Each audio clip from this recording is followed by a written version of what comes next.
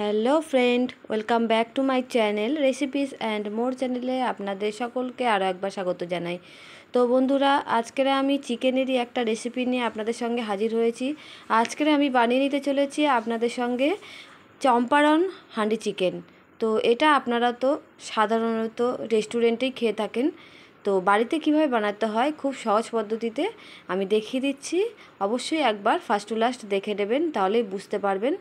তো বন্ধুরা, চলুন দেখে নেওয়া যাক। যদি ভালো লাগে অবশ্যই কমেন্টের মাধ্যমে জানাবেন, সাবস্ক্রাইব করবেন, লাইক করবেন আর বন্ধুদের মাঝখানে শেয়ার করে দেবেন।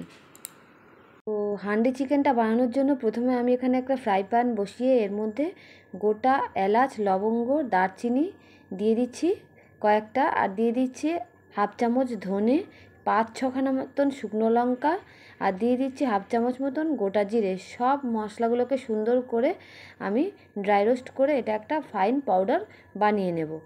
তো আমাদের মশলাটা ভাজা হয়ে গেছে। এবার এটা নামিয়ে নিয়ে কড়াইটাকে আরও একবার গ্যাসের উপর বসিয়ে দিয়ে পর্যাপ্ত পরিমাণে সাদা তেল দিয়ে দিলাম, আর এই তেলের মধ্যে কুচনো পেঁয়াজ দিয়ে দেবো, দিয়ে এটাকে বেরেস্তা বানিয়ে নেব। তো পেঁয়াজগুলো দিয়ে দিয়েছি, পেঁয়াজগুলো ভালো করে লাল লাল করে বেরেস্তা বানিয়ে নিতে হবে সুন্দর করে ভেজে। তো দেখুন বন্ধুরা, বেরেস্তাটা ভাজা হয়ে গেছে, এটাকে তুলে নিচ্ছি একটা বাটির মধ্যে। এইভাবেই বাদামি করে সুন্দর করে লাল লাল করে বেরেস্তাটা তৈরি করে নিতে হবে।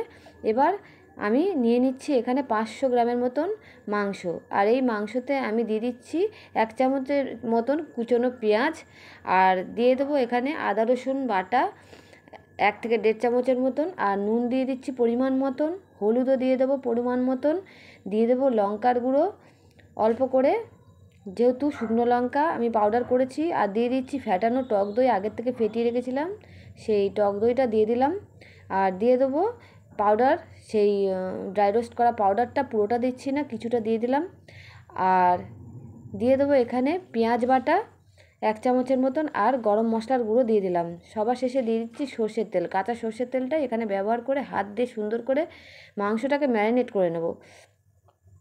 তো মাংসটাকে আমি 3-4 মিনিটের মতন ভালো করে ম্যারিনেট করে নিচ্ছি, আর এটা আমি তৈরি করব মাটির একটি পাত্রে। তো এখানে আমি মাটির হাঁড়ি পাইনি আমাদের এখানে, তো এরকম একটা মাটির পাত্র নিয়ে নিয়েছি। তার মধ্যে আমি ওই বেরেস্তার যে তেলটা ছিল সেটা দিয়ে দিলাম প্রথমে, ওপর থেকে দিয়ে দিলাম বেরেস্তা, ভাজা বেরেস্তাটা। এবার দিয়ে দেবো মাংসগুলো, সব মাংসগুলোকে দিয়ে দিলাম, দিয়ে ওপর থেকেও আমি দিয়ে দেবো পেঁয়াজের এই বেরেস্তাটা।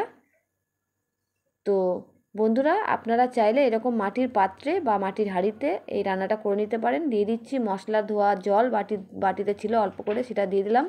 দিয়ে দিচ্ছি 3-4টে তেজপাতা। তো সব মশলাগুলো মাংসের সাথে দেওয়ার পরে আমি একটা ঢাকনা দিয়ে অন্তত 15 মিনিট মতন ঢাকা দিয়ে সুন্দর করে রান্নাটা করে নেব।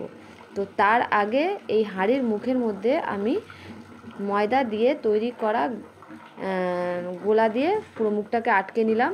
এবার ঢাকনাটাকে আমি 15 মিনিট মতন ঢেকে রান্নাটাকে করে নেব।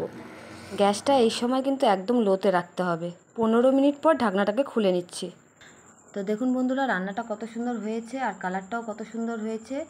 তো এইভাবেই বাড়িতে হান্ডি চিকেন বানিয়ে খেয়ে দেখবেন, খুবই সুস্বাদু হয় খেতে। এর মধ্যে যে একটা স্মোকি যে গন্ধ হয়, সেটার জন্যই কিন্তু এই রান্নাটার ফ্লেভার কিন্তু খুব সুন্দর হয়।